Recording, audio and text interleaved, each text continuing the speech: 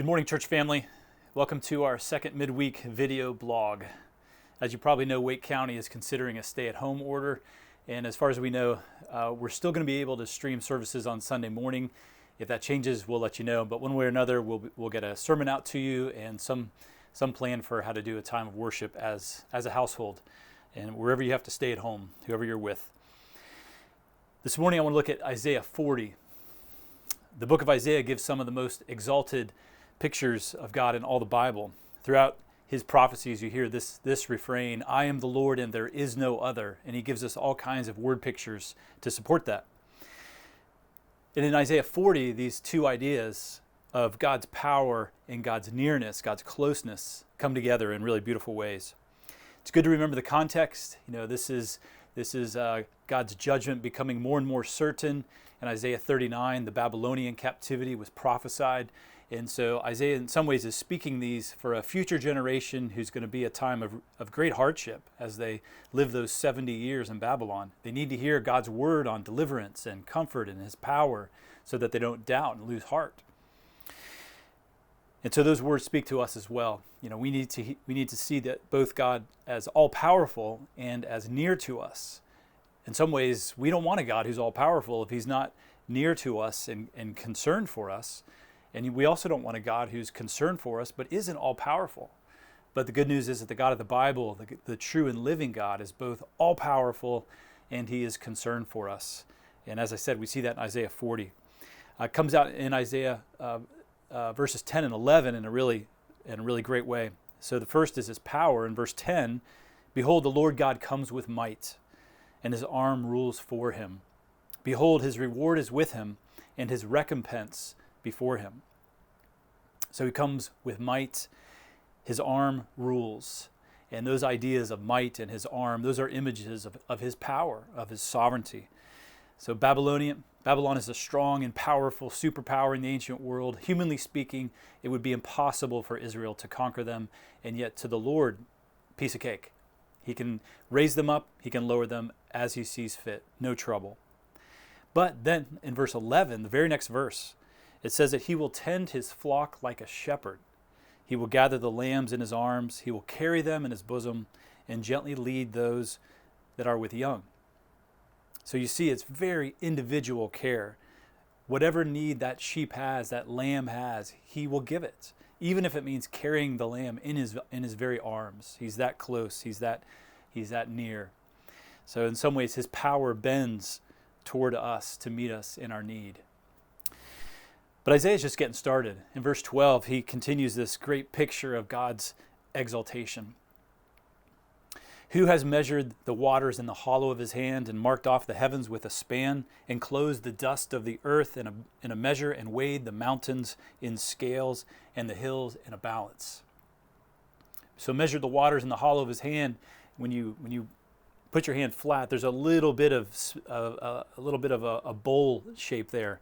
You could put maybe a tablespoon of water there. So if I give you a tablespoon of water and you're thirsty, that's not much help. But the Lord in the hollow of his hand has all the oceans of the earth, all of them.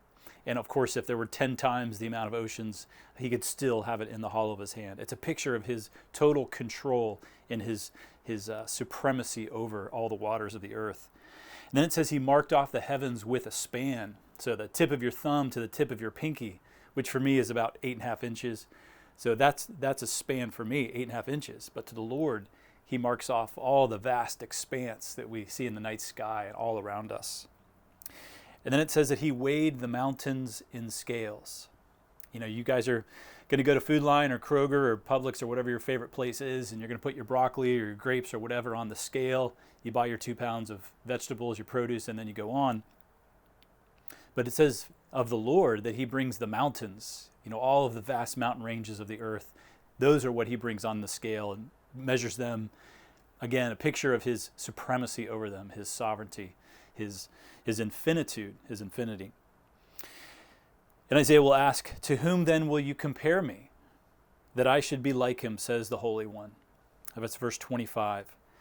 And so then we're supposed to cast our eyes above into the night sky and imagine the stars. So lift up your eyes on high and see. Who created these? He who brings out their host by number, calling them all by name, by the greatness of his might, and because he is strong in power, not one is missing.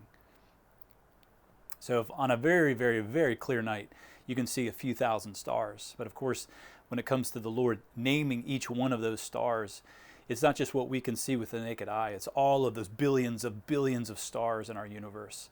And he knows them all by name. And of course, the point there is not that, that one's Fred and that one's Sonia, and he knows which one is which. That's not the point. The point is a total comprehensive knowledge. So what's going to take astronomers 1 trillion years to figure out, God has always known, and he knows it completely. And the fact that not one of them is missing speaks to the fact that they are always doing what he wants. So when he wants a star to shine brightly, well, then it shines brightly. And when he wants that star to fade and burn out, well, then it fades and burns out. And it's always in the exact orbit that he designs and plans. It's just a powerful picture of his sovereignty, isn't it?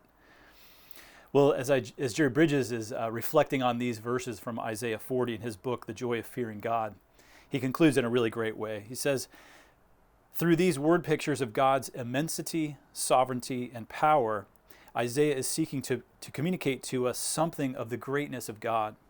As the Westminster Shorter Catechism says, he is infinite, eternal, and unchangeable. His infinity means he is totally without limits. That's a great word, isn't it? He is totally without limits. In a day of the COVID-19, we need to hear that. He is totally without limits. Whatever the global economy is doing, God is totally without limits. If the waters of the earth were twice as much as they actually are, he would still hold them in the hollow of his hand. If every nation of the world were to unite against him, the one enthroned in heaven would still scoff at them. In his time and in his way, he would blow on them and they would wither. If there were 10 or 100 times as many stars in the universe, he would still sustain them in their respective courses and call them each by name. Truly, God's greatness, no one can fathom. It's unfathomable, in other words. God's greatness, no one can fathom. That's our God, totally without limits, beyond all comprehension and being able to fathom. But Isaiah is setting up this picture of God because he wants to make a point. So in verse 27, it's a why question. A why question we're tempted to ask, and a why question that comes to us. So why do you say, O Jacob, and speak, O Israel, my way is hidden from the Lord, and my right is disregarded by my God? So when you say my way is hidden from the Lord, what you're saying is God doesn't see my situation. He doesn't see my hardships, my difficulties.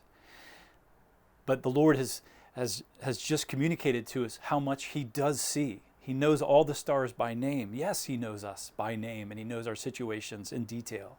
He sees. And my right is disregarded by my God is just another way of saying God doesn't care, or perhaps he's unjust. I'm receiving this treatment in my life because God is unjust. And Isaiah would say, no, that's not true. The Lord would say, no, that's not true. He is for us. He sees us and he's for us. But the passage continues. So after setting up this question, my way is hidden, and why do we say that? My way is hidden, or my right is disregarded. Well, then he finishes with a statement of just a vivid promise in verses 28 to 31. Have you not known? Have you not heard? The Lord is the everlasting God, the creator of the ends of the earth. He does not faint or grow weary. His understanding is unsearchable. He gives power to the faint, and to him who has no might, he increases strength. Even youth shall faint and be weary, and young men shall fall exhausted. But they who wait for the Lord shall renew their strength. They shall mount up with wings like eagles. They shall run and not be weary. They shall walk and not faint. That's good news, isn't it? They who wait shall renew their strength. Yes, he is for us. It's good to think about what waiting means. Waiting is different than just sitting there. If you're waiting for something, well, that means something different. Waiting means you know that the Lord is the one who is going to provide your help. And he's the only one who can provide the help that we need. So we're waiting for him. It has to do with being patient for his purposes to unfold. They take time, but we're waiting for them to unfold. It means trusting what John Piper calls future grace. There's a grace coming. but it's future. It's grace, yes, but it is future grace. And that's part of what faith is, a trust in future grace. It's like waiting for the bus. If you're sitting at the bus stop waiting for the bus, you believe something is going to happen. You believe a bus is going to come, it's got your name on it, it's going to take you where you want to go. You're waiting for that bus. So it's a hope, a future hope. That's what it means to wait. Otherwise, you're just sitting on a bench, aren't you? And waiting also is an expectant term. It's different than dreading. You're not dreading, the other shoe's going to fall or whatever. But it's waiting for. You know God's going to do something good. You don't know what it is, but you're waiting for it to unfold. And the promise is that even in the waiting, He's working. Because as we're waiting for the Lord to do what He's going to do, He renews our strength. So even in that time of patience and perseverance, where it hasn't happened yet, God gives us strength. And in fact, the promise is that He causes us to soar like an eagle. That majestic, massive wingspan of an eagle enables it to soar thousands of feet above the forest, untouched and untouchable for all of His enemies, and rising above all the hardships and difficulties down below. And so the promise for us is that even as we go through these times of difficulty, we're able to soar above them at the same time. And that's what it means to wait on the Lord. There's strength for the trial. There's strength for the hardship. And only a God without limits can do that. Only a God without limits can be completely aware of all that's happening throughout the world and the universe, and yet at the same time giving us exactly what we need in the moment, even if it means carrying us in His arms, like that good shepherd, that gentle shepherd of verse 11. Now, if you've got some time, you're doing the stay-at-home thing, you've got some time to read, and you want to think more deeply about God and about His attributes, 4 titles you might think about.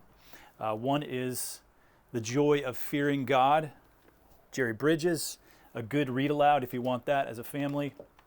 Another one, The Doctrine of God, Herman Bavinck, a little bit deeper, a lot deeper, but still well worth the effort.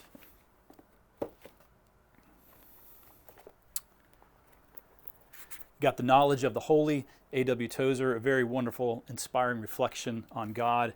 And then The Attributes of God by A.W. Pink. And yes, both of these are available in new covers if you buy them now on Amazon.